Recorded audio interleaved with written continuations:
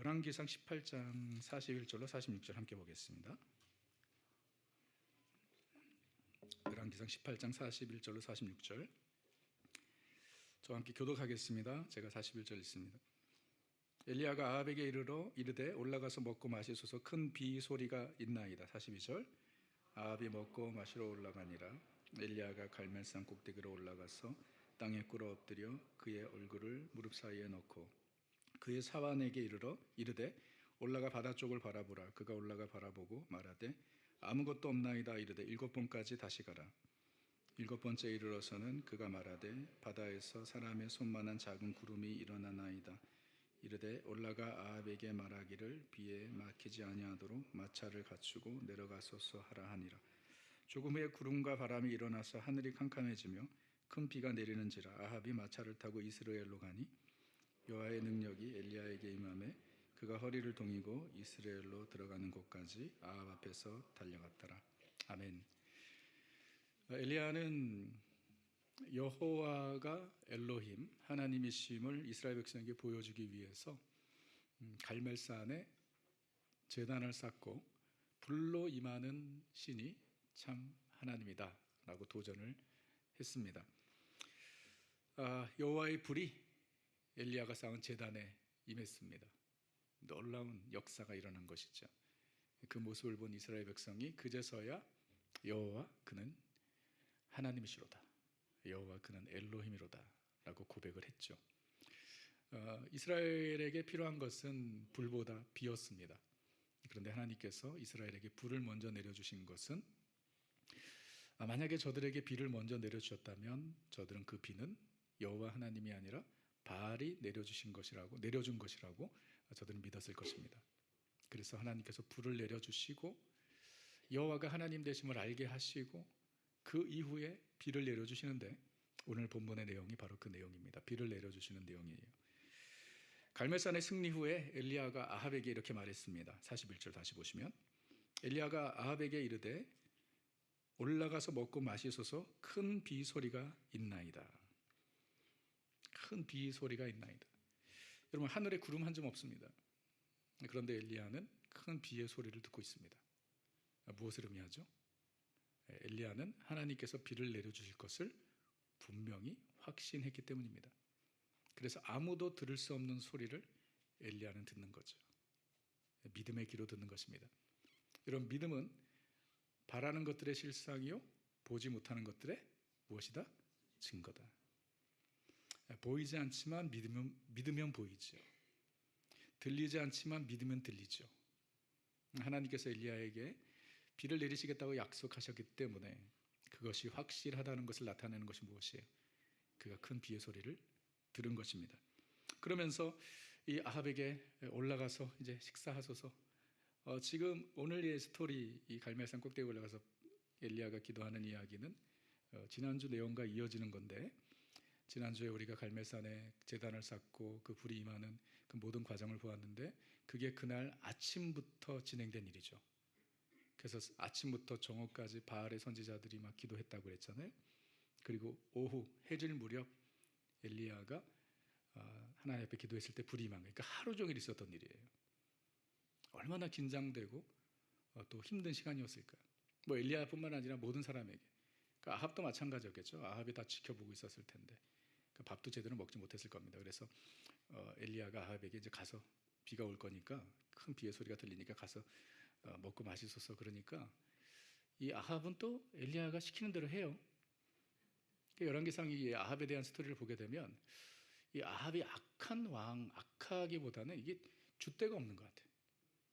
그래서 누구에게 휘둘려요? 아내 이세벨에게 휘둘리죠. 네, 줏대가 없는 남편, 아내에게 휘둘리는.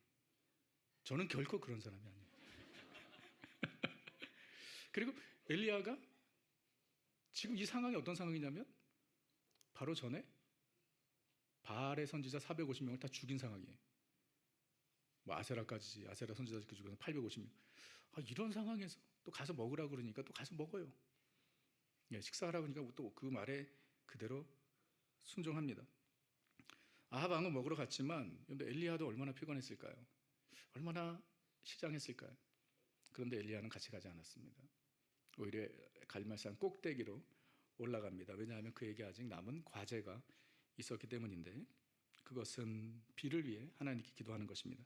42절, 엘리야가 갈멜산 꼭대기로 올라가서 땅에 꿇어 엎드려 그의 얼굴을 무릎 사이에 넣고, 엘리야가 비를 위해 하나님께 기도하는 모습이 참 특이합니다. 땅에 엎드렸을 뿐만 아니라 얼굴을 무릎 사이에 넣었다. 그러니까 한번 여러분 집에 가서 해보실래요? 땅에 엎드리고 얼굴을 무릎 사이에 넣었다. 여러분, 이것을 보면 우리가 엘리야의 외모에 대해서 분명히 확실히 한 가지 확신할 수 있는 것은, 엘리야는 복부 비만은 없었다. 여러분, 배 나온 분들 절대 못합니다. 이거 집에 가서 해보세요. 절대 안 돼요. 이 머리를 무릎 사이에, 그러니까 이 배가 없는 거죠. 그러니까 3년 반 동안 엘리야가 참 모두가 그랬지만 굶주렸잖아요. 엘리야도 배 터지게 먹은 적이 있었겠습니까?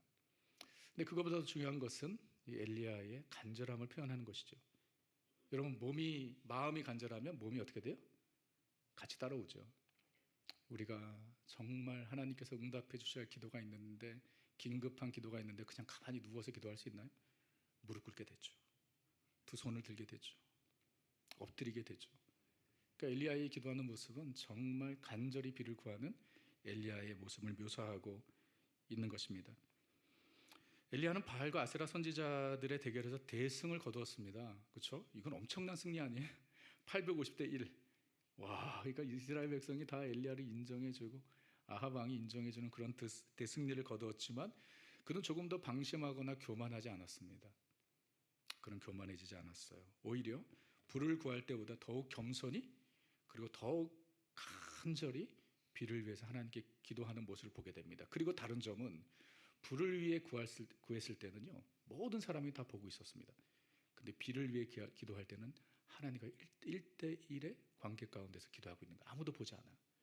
그런데 더 겸손히 하나님 앞에서 더 엎드리는 엘리야의 모습이 참 은혜가 됩니다. 여러분, 승리 후에 방심하거나 교만해질 수 있습니다. 영적 승리 후에. 그래서 위험합니다. 승리 후에. 그렇기 때문에 우리가 승리를 거둔 후 더 깨어 있어야 하고 더 겸손해야 하는 것입니다. 40년 광야 생활을 마치고 이스라엘 백성이 가나안 땅을 점령하러 들어갔을 때에 저들이 첫 번째 만났던 관문이 여리고성이죠. 여리고성은 아주 크고 강한 성이었습니다. 이스라엘의 힘으로는 도저히 감당할 수 없는 성이었어요. 그런데 하나님께서 역사하셔서 그 성을 무너뜨리셨죠. 그 성이 어떻게 무너졌는지 아시죠? 이스라엘 백성이 하나님의 말씀에 순종해서 그 성을 돌기만 했습니다. 아무것도 안 했어요. 진짜 그냥 돌라고 하셨고 마지막으로 소리 지르라고 하셨어요. 그러니까 성이 무너졌습니다. 그 견고한 성이. 그래서 대승을 거두었죠. 첫 번째 가나안 정복 전쟁의 첫 번째 전쟁을 승리로 거둡니다. 그런데 그 다음 이어지는 두 번째 전쟁, 두 번째 성이 아이성이었습니다. 아이성은 여리고성과는 비교되지도 않는 작고 약한 성이었어요. 그런데 이스라엘 백성이 거기서 패합니다. 이유는 분명합니다. 여호수아를 비롯해 이스라엘 백성이 방심한 것이죠. 아이성을 향해 나갈 때 하나님께 묻지 않았습니다. 그리고 하나님의 도움을 구하지 않았어요. 승리 이후에 교만해진 것이죠. 승리 이후에 방심하게 된 것입니다. 참 우리가 조심해야 될 부분입니다. 근데 엘리야는요, 이 갈멜산의 엄청난 승리 아니에요? 불이 임하는 그 승리, 바알의 선지자들 다 죽이는 그 대승리를 경험한 후에도 엘리야는 하나님께 더 엎드렸습니다. 더 낮추었습니다. 불을 위해 기도할 때보다 더 간절히, 불을 위해 기도할 때보다 더 간절히 비를 위해 기도하는 엘리야의 모습이었던 것입니다. 3년 반 동안이나 이스라엘 백성은 극심한 가뭄으로 큰 고통을 겪었습니다. 비가 오지 않으면 농사를 지을 수 없습니다. 이스라엘의 지형 자체가 그렇습니다.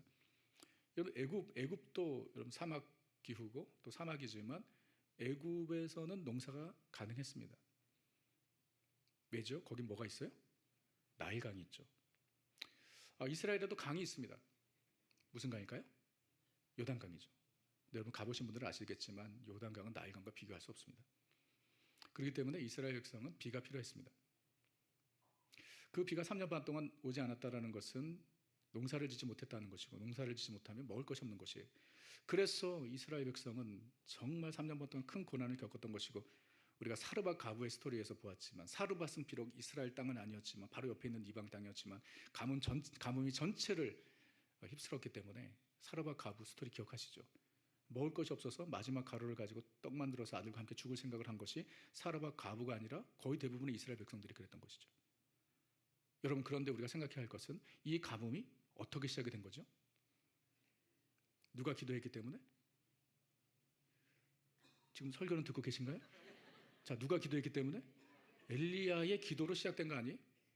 야고보서 5장 17절을 다시 보세요. 엘리야는 우리와 성정이 같은 사람이로되 그가 비가 오지 않기를 간절히 기도한즉 3년 6개월 동안 땅에 비가 오지 아니하고. 누가 기도한즉? 엘리야가 기도했어요. 여러분, 이 모든 가뭄의 시작은 엘리야였습니다. 엘리야가 왜 그렇게 기도했죠? 엘리야는 그렇게 생각했어요. 바알을 섬기는 이스라엘 백성이 고난을 겪어서 고난을 통해 하나님께로 돌아오는 것이 낫다고 여겼던 거예요. 물질적인 안위보다 영적인 은혜가 저들에게 더 필요하다 생각해서 너무나 이스라엘 백성이 고통을 받을 것을 알았지만 엘리야는 그것을 위해서 기도했습니다. 기도했고 하나님께서 들어주셔서 3년 반 동안이나 비가 오지 않았는데, 여러분, 비가 오지 않아서 고통받고 있는 이스라엘 백성을 보았을 때 엘리야의 마음이 편했을까요? 죽어가는 이스라엘 백성도, 굶주리는 이스라엘 백성을 보았을 때 엘리야의 마음이 좋았을까요? 너무나 힘들었을 것입니다.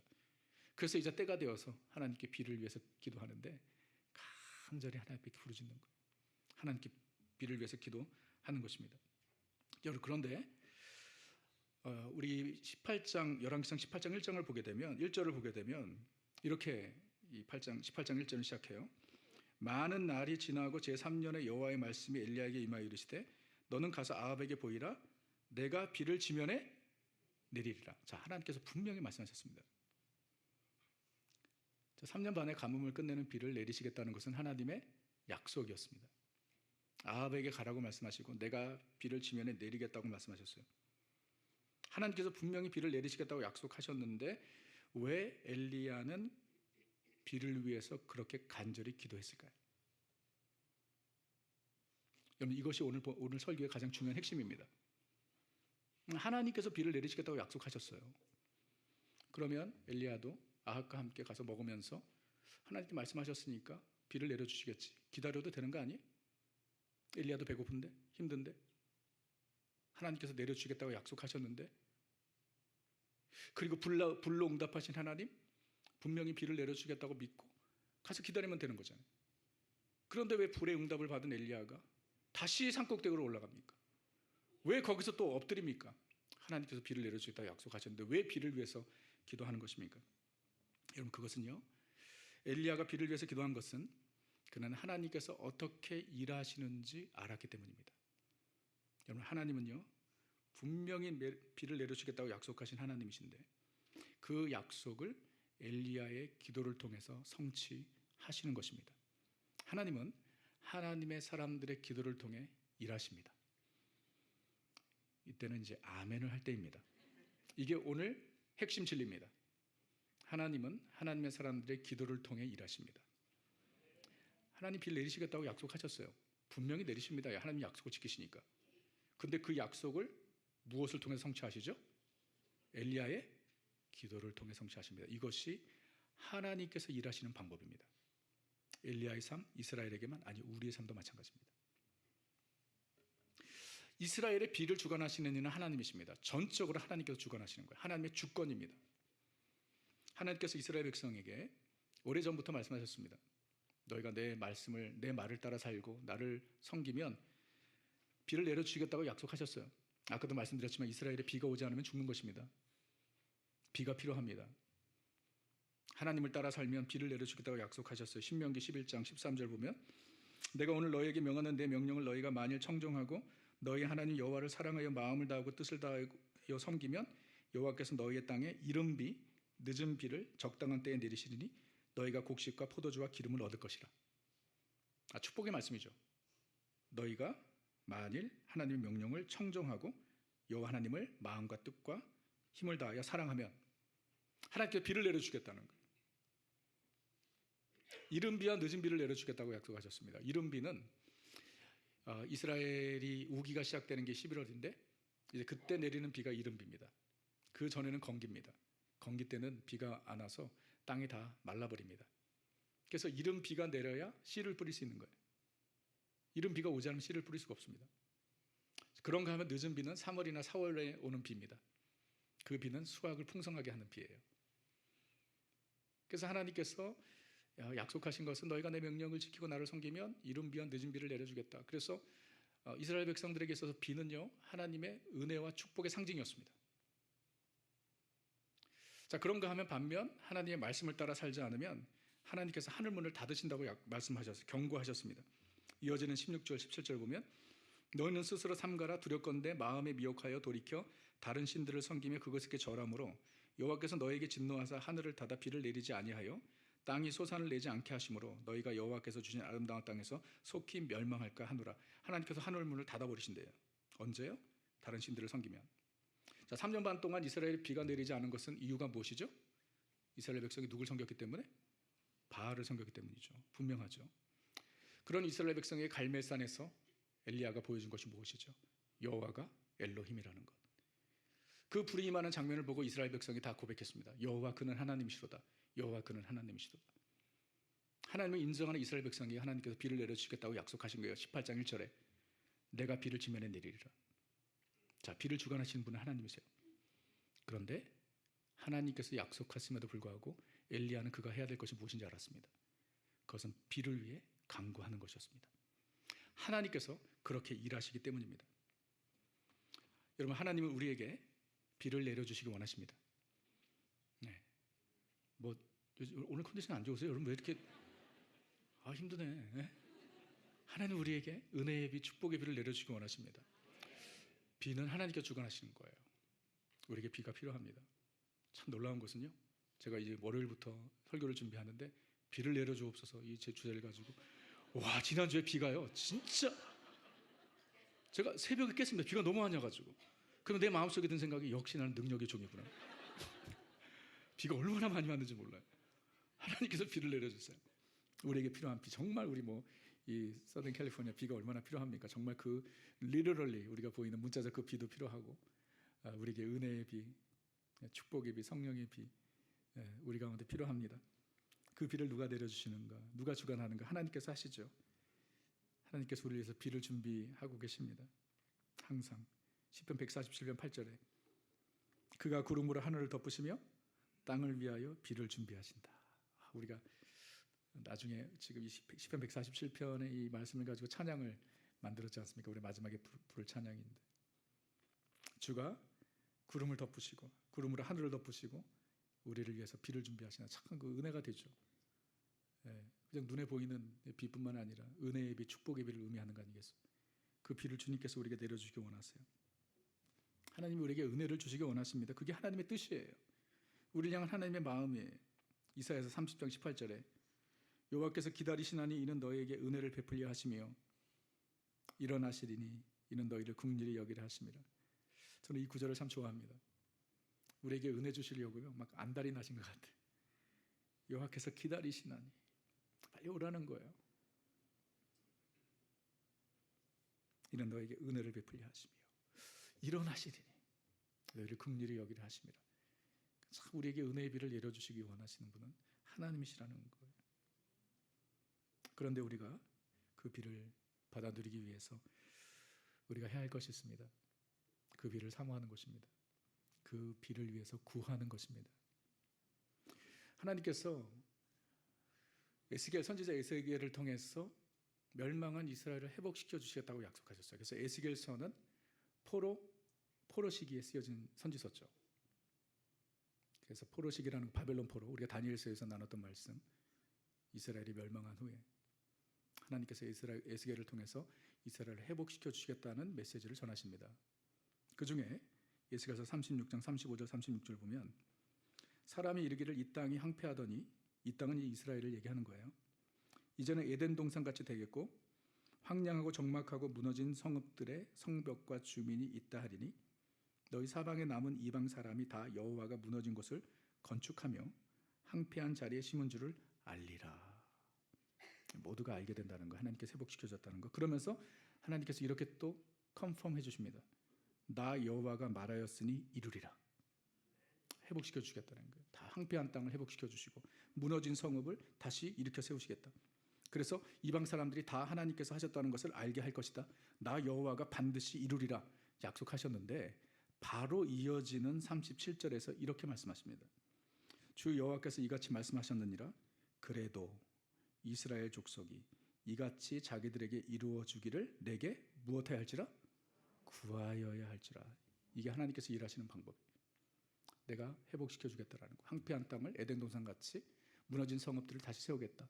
내가 말하였으니 이루리라 말씀하셨는데 그러면서 말씀하신 게 뭐냐면 그래도 너희는 그렇게 되기를 기도해야 할 것이다. 하나님께서는 우리에게 은혜의 비, 축복의 비를 내려주시기 원하시고 우리를 새롭게 하시고 회복시켜 주시고 우리를 세워주시기 원하십니다. 그것이 우리를 향한 하나님의 뜻인 줄 믿습니다. 내가 말하였으니 이루리라 주님 말씀하세요. 그러면서 이어서 말씀하십니다. 그래도 너희는 그렇게 되도록 구해야 하느니라. 엘리야에게 하나님께서 말씀하셨어요. 내가 비를 내리리라 주면에 분명히 말씀하셨죠. 그런데 엘리야는 하나님께서 어떻게 일하시는지 알았습니다. 하나님께서 내리시겠다고 약속하셨으니까 그렇겠지. 네, 배도 고픈데 올라가서 밥이나 먹자 그렇게 하지 않았습니다. 하나님께서 하나님의 사람들의 기도를 통해서 일하신다는 것을 그가 알았기 때문에 하나님의 약속을 붙잡고 그는 기도합니다. 언제까지요? 응답이 있을 때까지. 하나님은 하나님의 뜻을 이루시는 과정에 우리의 기도를 들으시고 역사하시는 줄 믿으시기 바랍니다. 오늘 엘리야의 기도에서 우리는 그 기도의 원리, 기도의 진리를 발견하게 되는 것입니다. 우리는 하나님의 절대 주권을 믿습니다. 하나님의 절대 주권을 믿는다는 것은 하나님은 하나님의 뜻과 계획을 우리의 삶 가운데 이루신다라는 거예요. 주권적으로 이루신다라는 것입니다. 그런데 하나님의 주권적 계획과 뜻을 이루시는 과정에서 하나님께서는 우리의 기도를 사용하신다라는 것입니다. 하나님의 주권과 우리의 간절한 기도가 어떻게 매치가 돼서 역사하는지는 잘 모르겠습니다. 그런데 분명한 것은 하나님께서 하나님의 뜻을 이루시는 과정에 우리의 기도를 들으시고 응답하시고 역사하신다라는 거예요. 만약에 그렇지 않았다면 우리가 기도할 이유가 뭐가 있습니까? 만약에 우리의 기도가 아무런 능력이 없었다면, 아무런 효과가 없었다면 하나님께서 그렇게 얘기하셨을 것 같아요. 내가 다 할 거니까 너희는 가만히 있어. 기다려. 내가 비를 내릴 거니까 가만히 있어 라고 했을 것 같아요. 그런데 우리가 성경을 보게 되면 얼마나 많은 기도의 강조가 있는지 모릅니다. 기도하라고 말씀하십니다. 하나님께서 우리의 기도를 들으시고 역사하시기 때문입니다. 하나님의 뜻을 우리의 기도를 통해서 이루십니다. 그래서 우리의 기도는요, 하나님이 들으시고 그 기도는 때로는 하나님의 마음을 움직이고 때로는 하나님의 뜻을 돌이키기도 합니다. 이게 기도의 놀라운 힘이에요. 히스기야의 기도를 보면 그걸 알 수 있습니다. 히스기야 왕이 병에 걸려 죽게 되었습니다. 히스기야가 병에 걸려 죽게 되었을 때 그의 인생의 전성기였습니다. 가장 좋을 때였습니다. 그런데 하나님께서 무슨 뜻인지 몰라요. 하나님의 뜻을 알 수 없습니다. 거기까지 말씀하셨어요. 그것이 하나님의 뜻이라는 것이 분명한 것은 하나님께서 선지자 이사야를 보내셔서 그에게 사망 선고를 하신 거예요. 이사야서 열왕기하 20장 1절을 보게 되면 선지자 이사야가 그에게 나와서 그에게 이르되 히스기야에게 말했다는 거예요. 여호와의 말씀이 너는 집을 정리하라. 집을 정리하라. 내가 죽고 살지 못하리라. 분명하죠? 이제 여기까지라는 거예요. 히스기야의 생을 마감하겠다라는 거죠. 하나님께서. 하나님의 뜻입니다. 그 이유를 알 수는 없어요. 히스기야가 그의 인생의 전성기, 왕으로서 그의 정치적 여정의 전성기였거든요. 근데 하나님께서 여기까지, 그게 하나님의 뜻이에요. 선지자 이사야를 통해서 분명히 하나님의 뜻을 밝혀주셨습니다. 그런데 히스기야는요, 사망 선고를 받고 그대로 받아들이지 못합니다. 하나님께 간절히 기도합니다. 부르짖습니다. 그대로 죽음을 맞이할 수 없었습니다. 그래서 그는 하나님 앞에 이렇게 기도합니다. 2절 3절에서 히스기야가 낯을 벽으로 향하고 여호와께 기도하여 가로되 여호와여 구하오니 내가 진실과 전심으로 주 앞에 행하며 주의 보시기에 선하게 행한 것을 기억하옵소서 하고 심히 통곡하더라. 하나님 앞에 히스기야가 사망 선고를 듣고 벽을 향하여 얼굴을 돌리고 통곡하며 기도하는 것. 하나님 나를 살려주옵소서. 하나님 나를 기억해 주옵소서. 내가 하나님 앞에 선하게 살려고 노력했던 것 주님 아시죠? 내 생을 연장시켜 주옵소서. 통곡하며 하나님 앞에 기도한 거예요. 울면서 하나님 앞에 기도한 것입니다. 하나님은 간절한 히스기야의 기도를 들으시고 불쌍히 여기시고 하나님의 뜻을 돌이키셨습니다. 하나님께서 히스기야의 기도를 들으시고 마음을 바꾸신 거예요. 며칠 후가 아니고요. 즉시 바꾸셨습니다. 그 자리에서 바꾸셨습니다. 그래서 선지자 이사야가 히스기야에게 이제 너는 집을 정리해라. 곧 죽게 될 것이다. 그 사망 선고를 하고 궁궐을 빠져나가기도 전에 하나님께서 이사야를 세우십니다. 멈춰 세우십니다. 그리고 히스기야에게로 돌아가라고 말씀하세요.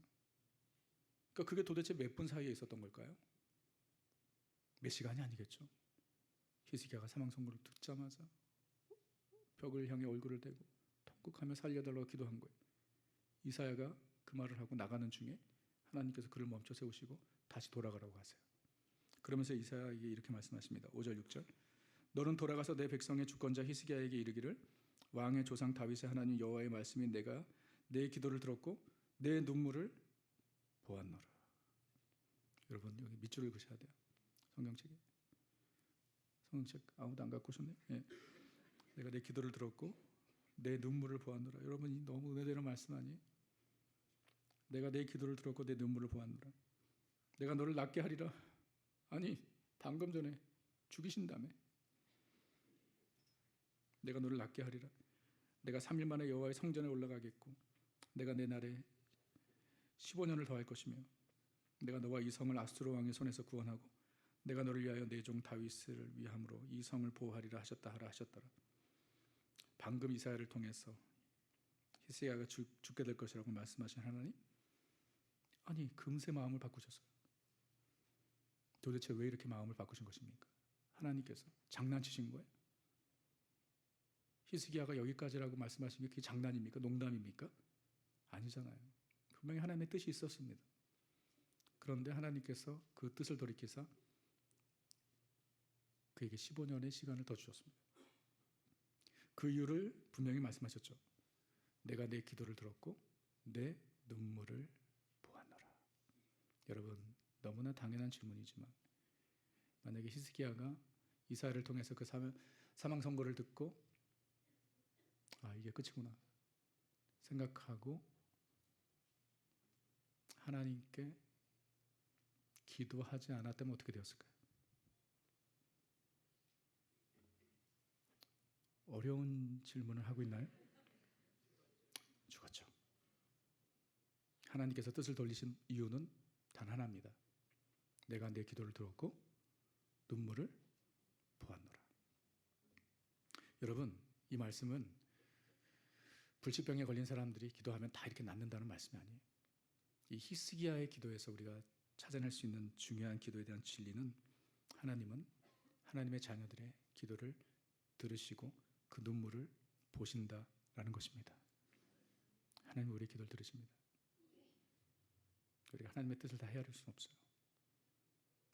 그러나 그 뜻을 이루시는 과정 가운데 우리의 기도를 주님께서 사용하시고 우리의 기도로 말미암아 하나님께서 하나님의 뜻을 펼쳐가신다는 것, 때로는 그 뜻을 돌이키기도 하신다는 것을 우리 히스기야의 기도를 통해서 우리는 보게 됩니다. 하나님은요 구하는 자들에게 응답하십니다. 구하는 자들에게 응답하십니다. 가만히 있는 자들이 아닙니다. 구하는 자들에게. 마태복음 7장 11절에 너희가 악한 자라도 좋은 곳으로 자식에게 줄 줄 알거든 하물며 하늘에 계신 너희 아버지께서 누구에게? 자 밑줄 예. 뭐 성경을 안 갖고 오셨으니 밑줄 그을 수도 없어. 누구에게 주신다고요? 구하는 자에게 좋은 것으로 주지 않겠느냐. 그럼 누가 좋은 것을 받아 누리는 거예요? 구하는 자에게. 그렇기 때문에 구하는 자만이 받아 누리는 은혜가 있는 것입니다. 요한복음 15장 7절에 너희가 내 안에 거하고 내 말이 너 안에 거하면 무엇이든지 원하는 대로 구하라 그리하면 이루리라. 구하는 자에게 뭐 하신다고요? 이루어 주시는 거예요. 구하라 그리하면 이루리라. 예레미야 33장 3절에 너는 내게 부르짖으라 내가 내게 응답하겠고 내가 알지는 못하는 일을 크고 은밀한 일을 내게 보이리라. 자, 하나님께서 누구에게 크고 은밀한 일을 보이신다고요? 부르짖는 자에게, 하나님께 기도하는 자에게 하나님의 뜻을 알리시고 하나님의 역사를 보게 하시는 것입니다. 그러므로 우리는 하나님께 구해야 합니다. 하나님은 우리의 기도를 들으십니다. 하나님께서 우리에게 비를 내려주시기 원하세요. 내가 비를 치면 내리리라 말씀하세요. 근데 엘리야는 그것을 위해서 기도합니다. 하나님께서 그렇게 일하시는 것을 알았기 때문입니다. 우리에게 하나님께서 은혜의 비를 내려주시기 원하세요. 그런데 구하는 자에게 주십니다. 구하는 자에게 이루어 주십니다. 구하는 자에게 하나님의 비밀을 알려주십니다. 만약 우리가 기도하지 않아서 경험하지 못하는 하나님의 역사가 있다면, 기도하지 않아서 알 수 없는 하나님의 능력이 있다면, 여러분 기도하지 않아서 받지 못하는 은혜가 있다면, 기도하지 않아서 누리지 못하는 축복이 있다면, 기도하지 않아서 해결되지 않는 문제가 있다면, 기도하지 않아서 고침받지 못하는 병이 있다면, 기도하지 않아서 열리지 않는 길이 있다면, 기도하지 않아서 극복하지 못하는 우리의 삶의 연약함이 있다면 얼마나 안타까운 일입니까? 여러분 아멘? 기도하지 않아서 받아 누리지 못하는 은혜의 비가 있다면 너무 안타까운 거죠. 그러므로 우리는 모든 일에 기도해야 합니다. 빌립보서 4장 6절 모든 일에 기도와 간구로 너희 구할 것을 감사함을 하나님께 아뢰라. 모든 일입니다. 우리의 인생의 큰 문제만이 아닙니다. 모든 일에 우리는 하나님께 구해야 합니다. 말 그대로 모든 일입니다. 항상 쉬지 말고 기도해야 됩니다. 데살로니가전서 5장 17절 쉬지 말고 기도하라. 기도가 호흡이 돼야 되는 거죠. 우리 기도의 골방에서 물론이고 순간순간 삶의 걸음걸음마다 우리는 늘 하나님 앞에 기도해야 합니다. 그리고 무엇이든지 하나님께 구해야 합니다. 요한복음 16장 23절에 내가 진실로 너에게 이르노니 너희가 무엇이든지 아버지께 구하는 것을 내 이름으로 주시리라. 무엇이든, 자, 항상 모든 일에 무엇이든 하나님께 구하라고 말씀하십니다. 기도가 우리의 삶이 되어야 합니다. 늘 하나님께 기도할 때 하나님께서 내려주시는 그 은혜의 비를 우리는 누리게 될 것입니다. 여러분 그런데 기도에는요, 기도 응답을 받는 데는 반드시 필요한 것이 있습니다. 그것은 바로 인내입니다. 엘리야가 하나님께 불을 위해서 기도했을 때는 응답이 즉각이었습니다. 이미디얼리. 엘리야가 불을 위해 기도한 것은요 30초 기도였습니다. 하나님 불을 내리셔서 이스라엘 백성으로 하여금 여호와가 하나님을 알게 해주옵소서, 내가 주님의 종인 줄을 알게 해주옵소서, 내가 말하는 것이 하나님의 말씀을 선포하는 것임을 알게 해주옵소서. 30초 기도했어요. 그랬더니 불이 임했습니다. 그때는 즉각이었어요. 그런데 정작 필요한 비를 위해서 기도할 때는 하나님께서 그렇게 응답하지 않으세요. 기다리게 하십니다. 엘리야가 엎드려 기도한 후 사환에게 바다 쪽을 바라보고 구름이 오는지 보라고 했어요. 갈멜산은요 서쪽이 지중해고 동쪽이 사막입니다. 갈멜산이 지중해에서 가깝습니다. 그래서 갈멜산에 올라가면 서쪽에 지중해가 보입니다. 지중해에서 바람이 불고 지중해에서 서쪽 바람이 불고 구름이 몰려오면 이스라엘에 비가 오는 거예요. 반대로 동쪽에서 바람이 불면 동쪽은 아라비아 사막입니다. 거기서 바람이 불면 가뭄이에요. 갈멜산 꼭대기에 올라가서 기도하면서 사환에게 서쪽 지중해의 바다를 보라는 거예요. 바람이 부는지 구름이 몰려오는지. 근데 아무것도 보이지 않아요. 손바닥만한 구름도 없습니다. 엘리야가 또 기도합니다. 또 엎드립니다. 사환에게 또 가서 보라는 거예요. 봤더니 아무것도 없어요. 세 번째, 네 번째, 다섯 번째, 여섯 번째, 일곱 번째가 되었을 때 손바닥만한 구름이 보이기 시작한 것이에요. 엘리야는 그것이 하나님의 응답임을 확신했습니다. 그래서 이렇게 말하죠. 44절 45절 일곱 번째 이르러서는 그가 말하되 바다에서 사람의 손만한 작은 구름이 일어나나이다. 이르되 올라가 아합에게 말하기를 비에 막히지 아니하도록 마차를 갖추고 내려가서서 하라니라. 조금 후에 구름과 바람이 일어나서 하늘이 캄캄해지며 큰 비가 내리는지라. 여러분, 엘리야가 불을 위해서 기도했을 때는 하나님께서 즉각 응답하셨는데 비를 위해서 기도했을 때는 왜 그렇게 응답하지 않으셨을까요? 여러분, 그 이유를 아시나요? 불을 위해서 기도했을 때는 바로 응답하셨는데 왜 비를 위해서 기도했을 때는 7번 엎드리게 하셨을까요? 여러분, 그 이유를 아세요? 모르세요? 아시는 분이 계시면 저에게 알려주십시오. 우리는 그 이유를 하나님의 뜻을 우리는 알 수 없습니다. 엘리야가 교만해질까 봐? 모릅니다. 그것이 하나님의 뜻인지. 분명한 것은 이유를 알 수 없어요. 아니, 불을 위해서 기도했을 때 단번에 내려주었는데 지금 아무도 보지 않는 상황에서 엘리야 혼자 하나님께 기도하는데 그거 내려주시면 되잖아요, 한 번에. 왜 7번씩이나 엎드리게 하세요? 네. 뭐 하나님께서 비구름을 만드시는데 시간이 필요한 거예요? 아니잖아요. 왜 7번씩 엎드리게 하셨는지, 왜 기다리게 하셨는지 그 이유를 우리는 알 수 없어요. 그러나 분명히 알 수 있는 것은 하나님의 기도의 응답의 때는 다양하다는 것입니다. 때로는요, 즉각 응답하십니다. 네, 여러분, 기도에 그런 간증들 있지 않나요? 정말 그 위험한 상황 가운데서 하나님께서 즉각 응답하실 때가 있지 않나요? 저는 그런 게 있어요. 교회 오는데 조금 늦었을 때 운전하면서 주여 열어 주옵소서, 파란불 열어 팍팍 열려, 팍팍. 주님이 나를 사랑하시는구나. 네, 농담이고요. 우리 삶 가운데 즉각 응답하시는 기도 제목도 있지만 저의 삶을 보았을 때 진짜 오랫동안 손바닥만한 구름조차 보이지 않는 기도 제목도 있습니다. No sign. 사인이 보이지 않아요. 왜 그렇게 하실까? 이유를 알 수 없어요. 근데 하나님의 기도의 응답은 다양해요. 때로는요, 우리의 기도에 하나님께서 노라고도 하세요. 우리가 다음 주에 보겠지만 엘리야가 하나님 앞에 로뎀나무 아래에서 기도하는데요, 이런 기도를 드려요. 19장 4절에 여호와여 넉넉하오니 지금 내 생명을 거두시옵소서, 주여 나를 죽여주옵소서 기도한 거예요.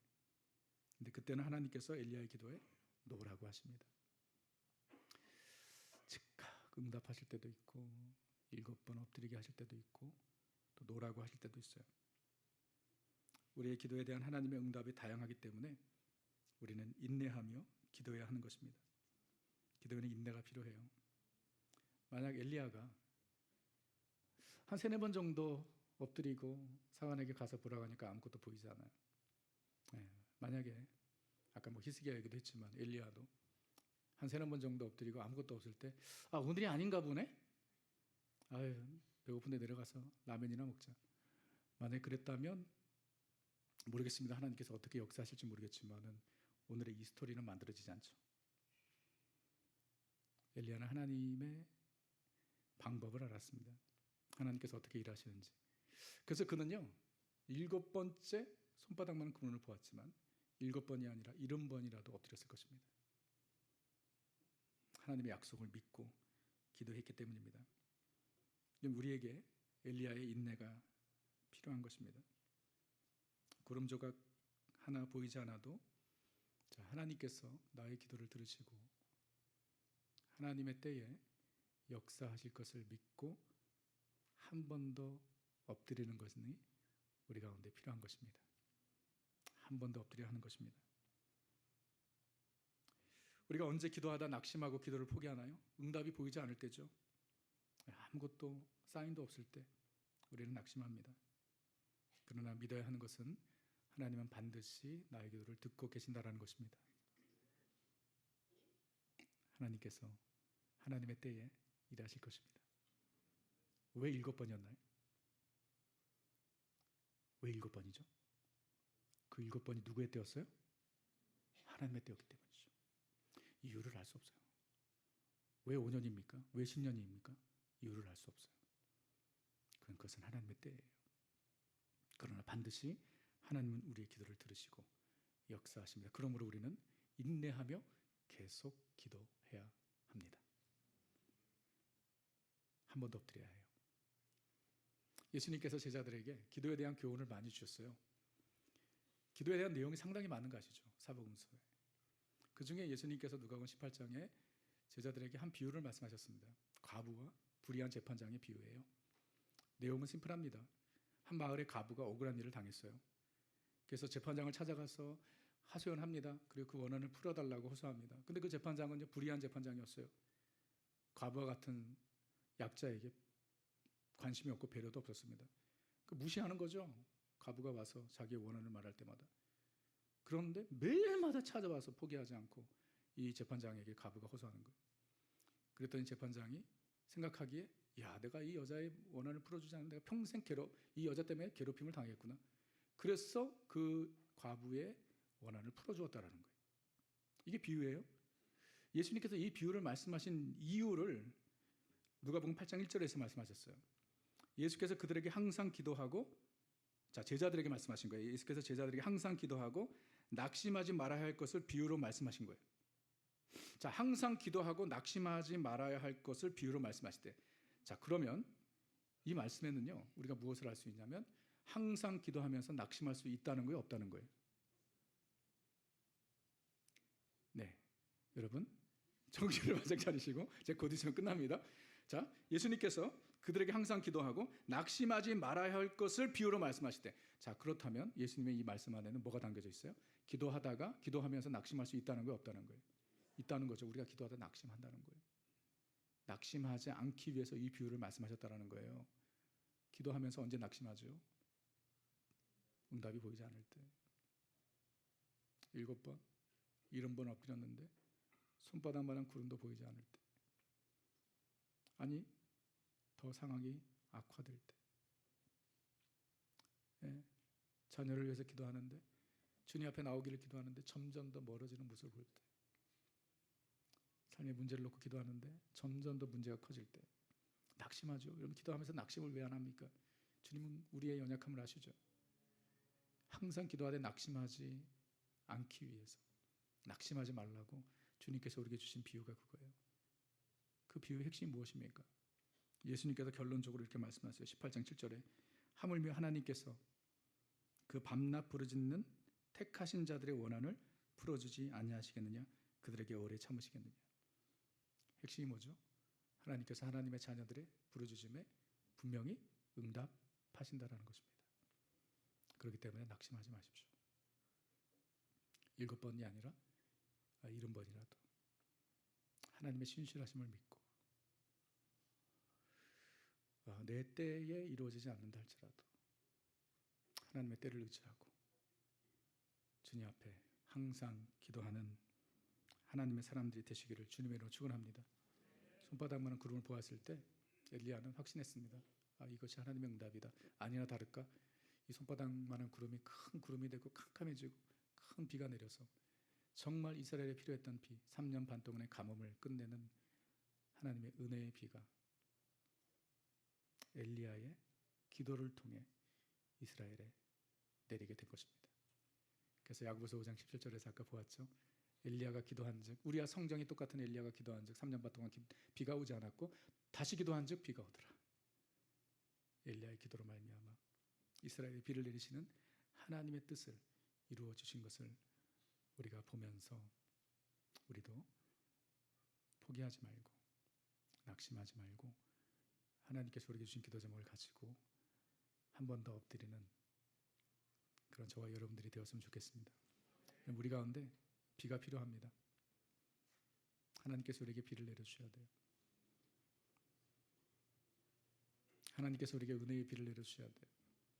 그래야 우리의 갈급한 심령이 다시 살아나는 것이고요, 우리의 굳은 마음이 녹아지는 것이고, 하나님의 은혜의 비가 내릴 때 우리의 영혼이 소생하고, 하나님의 비가 내릴 때 우리의 삶이 풍성해집니다.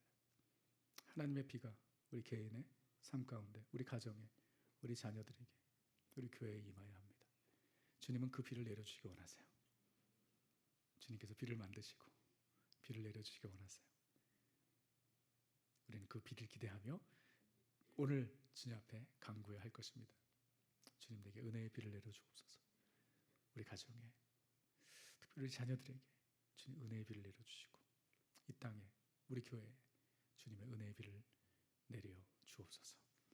기도하는 우리 디사이플 되시기를 주님의 이름으로 축원합니다. 우리 함께 기도의 자리로 나갑니다. 오늘도 변함없이 나의 작은 신음까지도 들으시는 하나님, 우리의 삶 가운데 주님께서 은혜의 비를 준비하시고 내려주시기 원하시는, 기다리시고 일어서시는 그 하나님의 모습을 우리는 봅니다. 내가 비를 지면에 내리리라. 주님의 뜻이에요. 주님의 약속입니다. 엘리야는 그걸 알았습니다. 확신했습니다. 그래서 큰 비의 소리가 들린다고 말했습니다. 그런데 엘리야는 하나님께서 어떻게 일하시는지 알았습니다. 하나님은 하나님의 사람들의 기도를 통해 하나님의 뜻을 이루시는 줄 알았어요. 그래서 갈멜산 꼭대기에 올라가 무릎을 꿇습니다. 엎드립니다. 머리를 무릎 사이에 놓습니다. 불을 위해 기도할 때보다 더 간절히 하나님께 비를 위해서 기도했습니다. 왜 그랬는지 우리는 이유를 알 수는 없어요. 그러나 분명한 것은 하나님께서 그 엘리야의 기도를 들으시고 이스라엘에 필요한 3년 반의 가뭄을 끝내는 비를 내리셨다는 건 분명한 것이에요. 그래서 신약성경 야고보서에서는 엘리야의 기도를 통해 비가 오지 않았고 엘리야가 다시 기도한 즉 비가 왔다고, 그는 우리와 성정이 같은 사람이라고 하면서 우리에게 기도하라고 도전합니다. 오늘 우리는 그 믿음을 가지고 주님 앞에 나가 다시 엎드립니다. 다시 기도합니다. 하나님, 내 삶 가운데 은혜의 비를 내려주시기를. 주여, 비가 필요합니다. 주님, 비가 필요합니다. 우리 가정에 주님 은혜의 비가 필요합니다. 이슬비 정도가 아니라 소낙비를 내려주옵소서. 우리 교회에 하나님의 은혜의 비를 내려주옵소서. 우리 그런 마음에 간절한 소원을 가지고 겸손한 마음으로, 그리고 간절한 마음으로 우리 하나님 앞에 나아가 함께 기도하겠습니다. 찬양합니다. 우리 함께 기도하기 원합니다.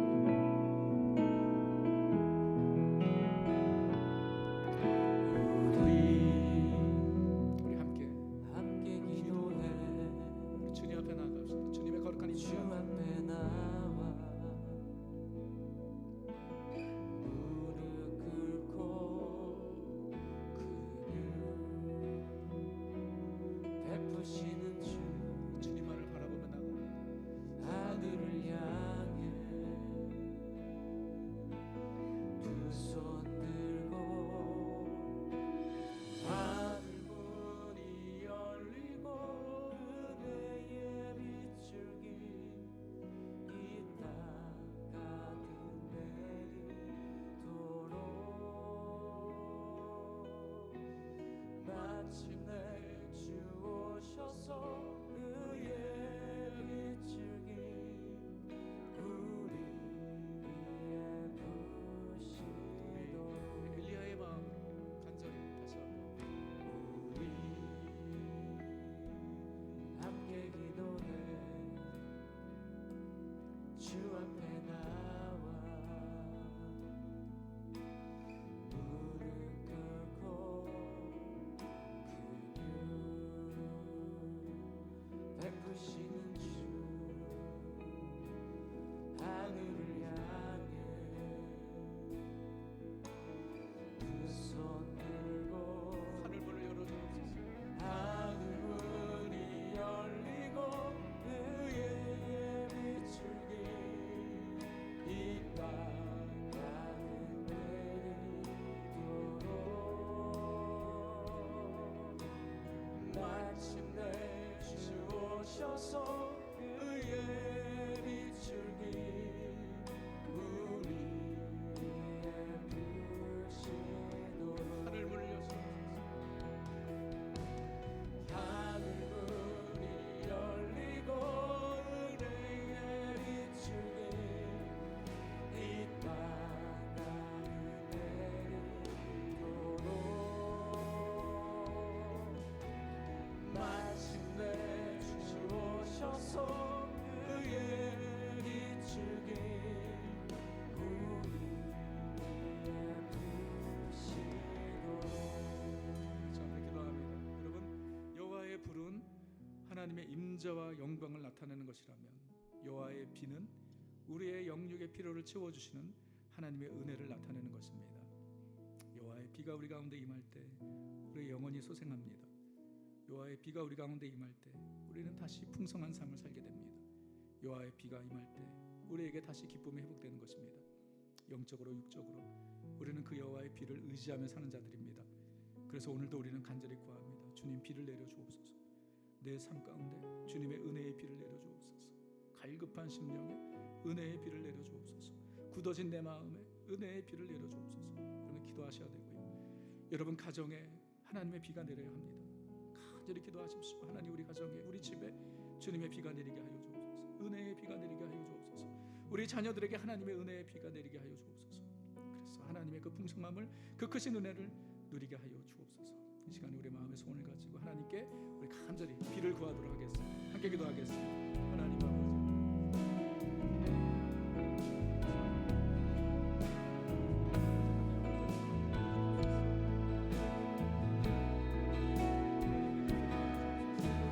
주님에게 은혜의 비, 갈급한 내 심령을 하시는 주, 주님 앞에 간절히 간구하고 하늘 문을 여시고 은혜의 빛, 은혜의 빛, 주여 우리 가운데 하여 주시옵소서. 하나님 아버지, 아버지, 오늘 다시 살려주옵소서. 우리를 다시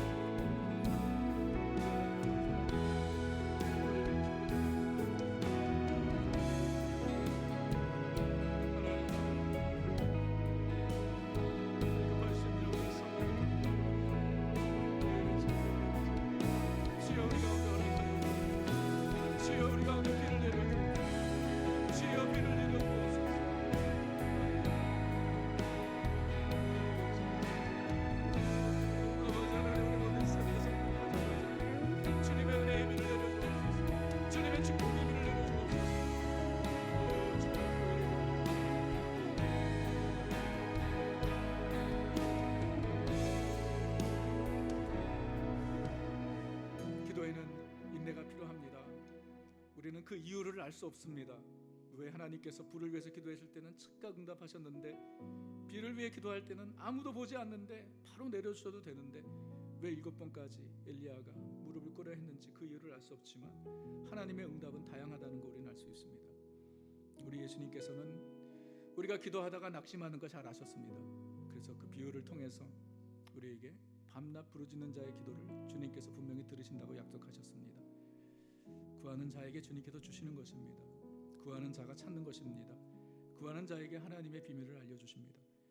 그러기에 우리의 때에 응답되지 않았다고 해서 낙심할 필요 없습니다. 포기할 필요 없습니다. 우린 다시 한번 엎드리면 됩니다.